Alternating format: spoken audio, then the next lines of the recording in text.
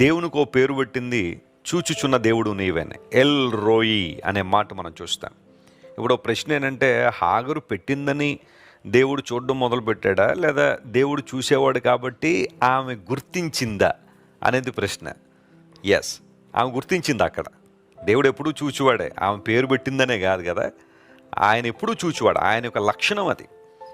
God's attributes కొన్ని ఉన్నాయి, characteristics కొన్ని ఉన్నాయి బైబిల్లో, ఆయన యొక్క లక్షణాలు, గుణ లక్షణాలు.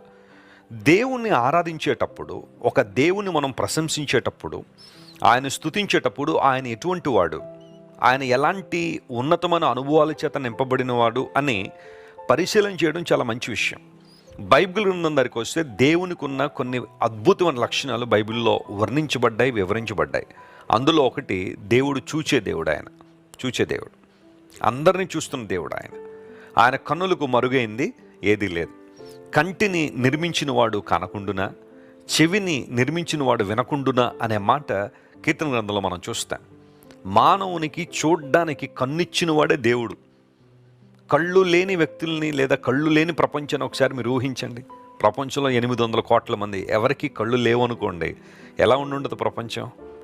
దేవుడు కళ్ళు ఇచ్చాడు కాబట్టి ఒకరినొకరు చూడగలుగుతున్నాము, ఈ ప్రపంచం ఇలా కొనసాగుతుంది. మానవునికి కళ్ళు ఇచ్చిన దేవుడు చూడకుండా ఉంటాడా? ఆయన చూస్తున్న దేవుడు. ఆయన హాగరు దేవుని పేరు పెట్టింది, నన్ను చూచుచున్న దేవుడు అని. చూచుచున్న దేవుడు నీవే, ఎల్ రోయి. అబ్రహాము ఐగుప్తు వెళ్ళి హాగరును తీసుకొచ్చాడు, షారమ్మకు దాసిగా ఉంది. అయితే షారాకు పిల్లలు లేకపోవడం చూసి ఆ షారా తన దాసి అయిన హాగరును అబ్రహాంకి ఇచ్చింది. హాగరు గర్భవతి అయింది. ఎప్పుడైతే హాగరు గర్భవతి అయిందో, తన యజమానురాలు తన దృష్టిలో నీచురాలు అయిపోయింది. తనకున్న ఆశీర్వాదం మరొకరికి లేనప్పుడు వాళ్ళని చూసి కించపరచడం, నీచపరచడం అనేది సర్వసాధారణంగా ప్రపంచంలో మనం చూస్తూనే ఉన్నాం. ఆ కారణాన్ని బట్టి హాగరు బయటకు వెళ్ళగొట్టబడింది.